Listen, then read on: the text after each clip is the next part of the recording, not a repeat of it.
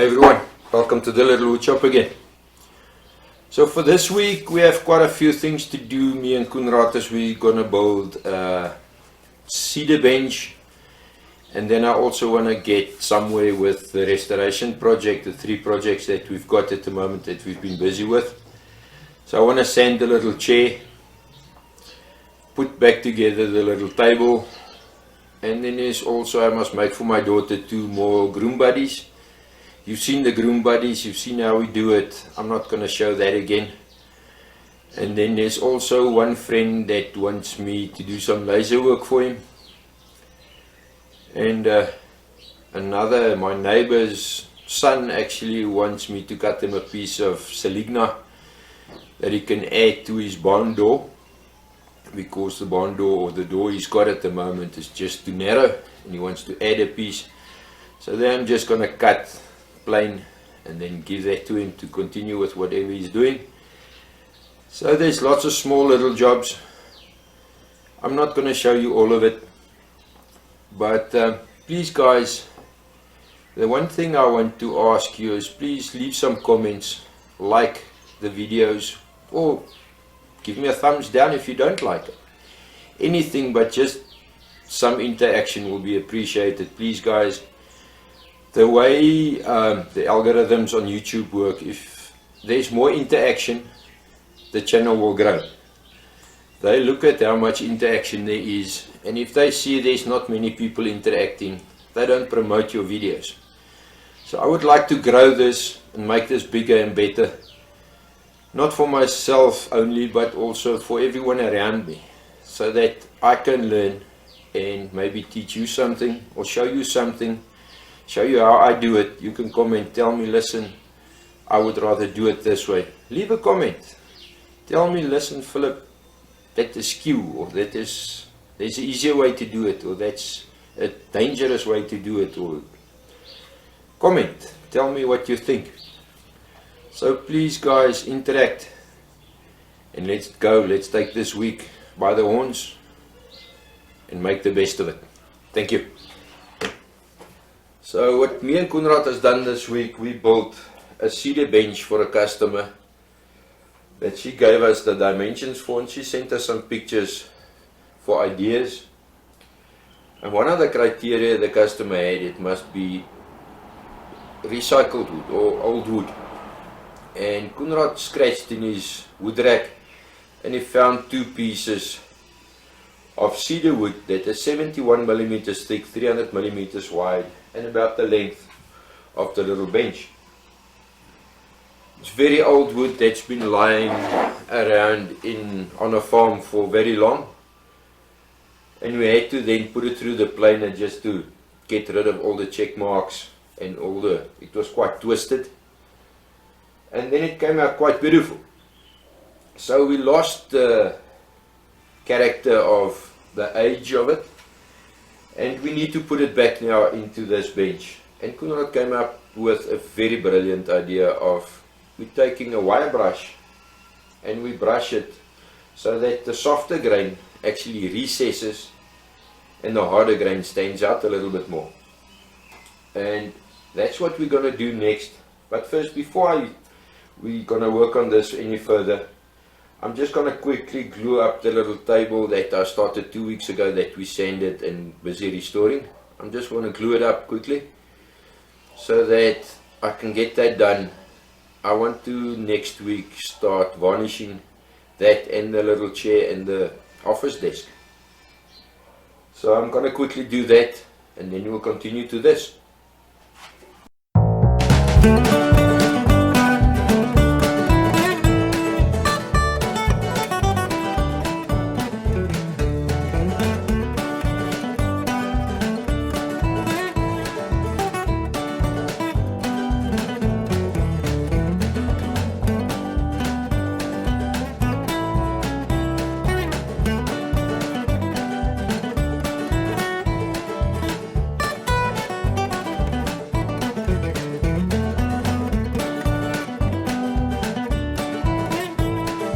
So have you seen in the little time lapse there that I glued up the little coffee table, put it to the side to dry now. Once that is dry, we'll put the new dowel pins in everywhere. I just want to give it some time to dry first. While I'm waiting for that, I'm going to start on the little chair that goes with the office desk. It's very sturdy and solid. It just needs some love and attention, lots of scratch marks. So what I'm going to do is I'm going to take off all the old varnish, lots of sanding. It's got very nice character everywhere. I want to take out the seat and then just sand and see what we can, if we can match the finish on this with the finish on the little office desk. Both of them is from Coenraad, which is a very nice wood. I'm not going to bore you with all the sanding, so I'm going to skip to a quick time lapse and let's start sanding. So guys, here what I'm doing is I'm starting with a 100 grit sanding paper on all the large flat surfaces with a random orbital sander. This is just to show some people that don't understand why the charges for restoration is so much. It's hours and hours of sanding. After sanding with the machine as much as I could, I changed to 120 grit, did that again, and then I started with the hand sanding. The hand sanding is still not finished. I still got quite a bunch of sanding to do. So yes, just a speed up version of how fast this or how long this can take.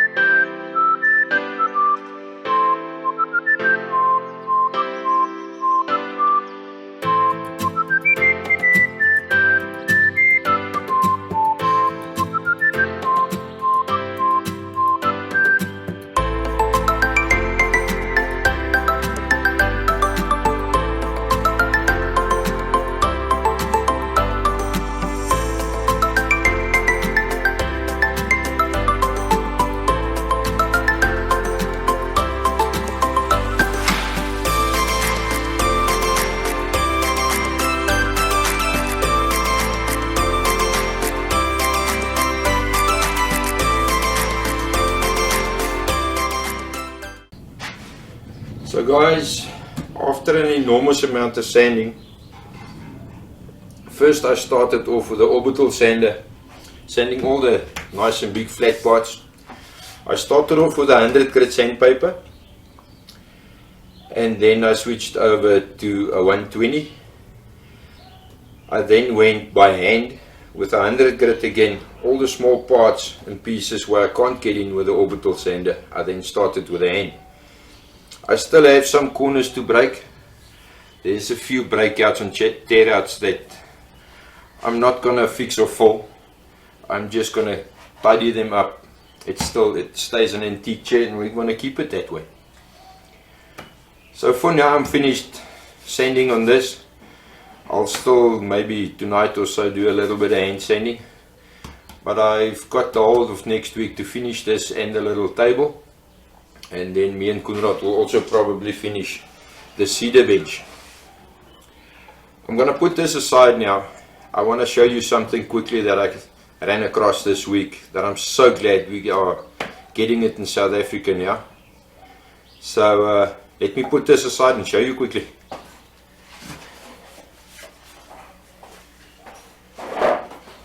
So guys, the thing I want to show you quickly is what I ran across this week by accident is Rubio monocoat. I don't know if you can see the name there. Now this is a wood finish that we see a lot on YouTube everywhere, and so far I've just heard good things about this stuff. It's ridiculously expensive. But if you go do the maths, it's actually not that expensive, and that I'll explain to you just now. The Rubio monocoat is actually, I don't know if you've seen it earlier, that's the Rubio monocoat.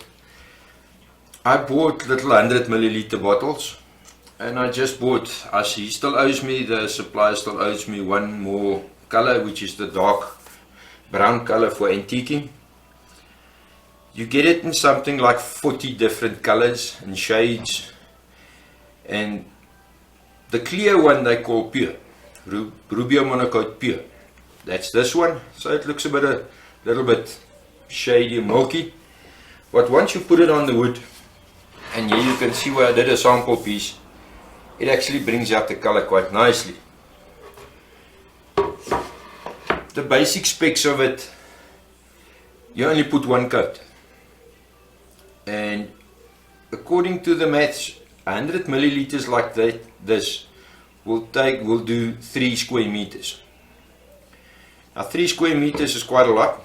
If you take, for example, I think Woodok 10, 1 liter do 3 square meters, but you'll have to do 3 coats. On this, you only do 1 coat. You get it in colors that you can add a bit of grain filling or something to it. Like you can see here, I've done just with a pure white, or what they call it, super white. I done on this piece. And then this one is a cotton white. It's got a little bit of a yellowish sheen to it. I've done a piece here. On the end here, we've tested with 5% smoke. So there's lots of colors and you can really play with it. Now, I don't know if you can see there. I hope you can see it. It actually fills the grain very nicely. I love this stuff. I've only played with it so far. I haven't done any projects with it. And we are actually planning on doing the cedar bench with the super white, because the lady wants it distressed and looking a little bit antique, like an old painted piece. Different woods react differently to Rubio monocoat. I think Rubio actually is more for an open grain wood like oak. It works amazing on oak. It's really, I can't tell you, one of the big things with Rubio is you don't sand very fine. So you sand up until 150 or 180 grit paper, but there you stop. Then you add the Rubio. Now the way they do it, you must shake it very well, and then you get a little applicator pad, and it almost looks like Scotch-Brite, this stuff. So I just want to show you how they do it, or how I was shown to do it. If you look at the guys on YouTube, I don't know, I suppose they get it much cheaper because they just pour it on and then spread it with a scraper, leave it for 10 minutes and wipe the excess off. But in my case, this is quite, I think it's expensive for just doing it like that. So the way I was showed to do it, this is just clear oak veneer. And the way I was shown to do it by the guy that supplies this in Bloemfontein, and if any one of you wants the contact details, please give me a ring and I will then share the details with you. So you need a very little bit, and you actually go and dab this stuff. And the dabbing is quite important because you need to get it into the grain of the wood. And you actually get very far with this.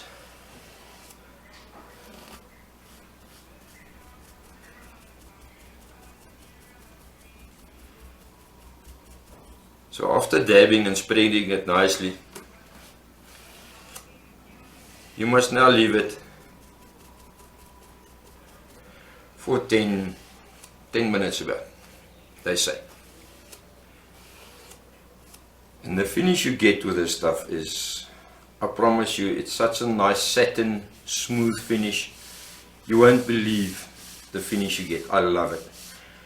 It's not a gloss finish.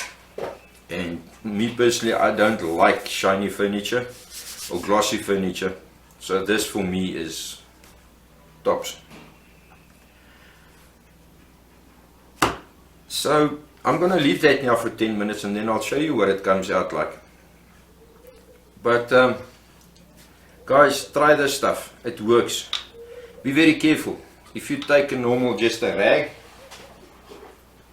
and you apply it with a rag, you must soak this rag in water before you discard of it or throw it away.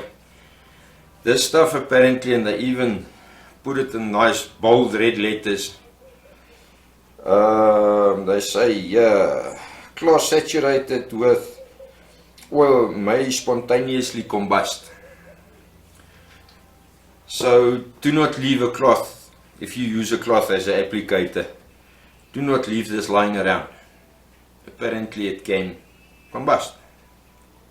So that's maybe one of the drawbacks. But if you soak it in water and throw it away, I don't see a problem with it. It takes about 24 hours to dry, 48 hours to fully cure, and it's actually originally, the way, if I read correctly on the internet, it's actually formulated originally for floors, so it can take high traffic. It's a solid finish. I love it, and I've only played with it for 2 or 3 days now. So you will definitely see us using this. I just bought a few samples to test the colors and see what they do, and from here onwards I'll start buying the tins. You buy them also in tins of 375 milliliters, if I'm correct. These are all 100 milliliter bottles. And just to give you an idea of price of what I paid in Bloemfontein for it, 204 Rand per 100 milliliters. So yes, it's expensive. But a tin of hoedoek is going to cost you close to 300 Rand now for a liter. And I'm talking under correction, I think you also only do 3 square meters with a liter. So yeah, there's a bit of math to do with it. So I'm going to leave that and show you in a few minutes what that looks like. So guys, as a summary for this week, we've done quite a lot and I didn't record everything. I tend to, once I get busy, I forget to record, so sorry about that. But at least I can give you a summary. Me and Coenraad, we built a little cedar bench. And oh, cedar, I love cedar. The smell of cedar. And it's not too hard, it's not too difficult to work with. But the grains in it is absolutely amazing. We still got some work to do on that. And then next week we'll also start with a little towel rack that we're going to build for the same customer, also from cedar wood. Then the little coffee table, I got it glued together. It's all nice and square and glued. All I have to do now is put the little dowels back in, do a little final hand sanding, and then attach the top. The little chair, it's actually a lovely little chair. I don't know what the design is, what you call it. Maybe one of you know, and you can just throw me a comment and tell me what it is. But it's a lovely little chair. It was sturdy, there was no mortises that was loose. So all I had to do is sand and clean it up. So it's almost there. I still got about an hour or so sanding left to do that, hand sanding. Then these two will be ready for varnish. So I would like to next week get the little desk going, so that by the end of next week I can varnish the lot of them. But I've decided, because there's lots of whites in the little chair, I decided I'm going to use hoedoek on that, and as well as on the little desk, because there's lots of whites in it, and the hoedoek will just give it a little bit, yellows it a little bit. So just to change the color and make it a little bit darker, I'm going to use hoedoek, maybe with a little bit of a stain in it. I also helped another guy. I helped him to build. He made his own ring box. He's getting engaged soon, and so I just helped him to put that together, and then did some laser work on it. You'll see on the end of the video, you'll see a picture of that.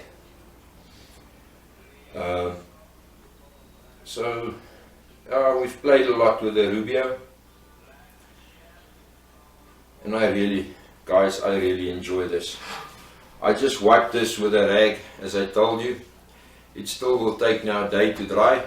I don't know if you can see it now, but it's actually a very, very nice color. So if you want something with a little bit of a white in it, this is a nice stain.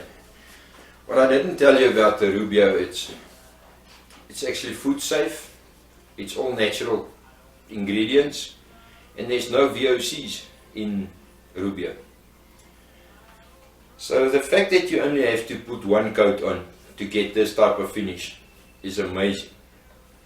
It saves a lot of time, because for example I love to use polyurethane, the Nova 17 or the Woodog 10, just as good, but you wait 6 to 8 hours between coats. With this stuff, it's one coat, put it one side, wait a day, it's done. So yes guys, please go look at the Rubio, and if some of you have played with it before, tell me what you think of it. So far I'm very impressed with it. I love it. So that was this week. It was a busy week. It was a cold week still. It's getting nice and warm in here. So hopefully next week we'll get more done as it gets warmer in the evenings. So guys, stay healthy, stay safe, and enjoy the week.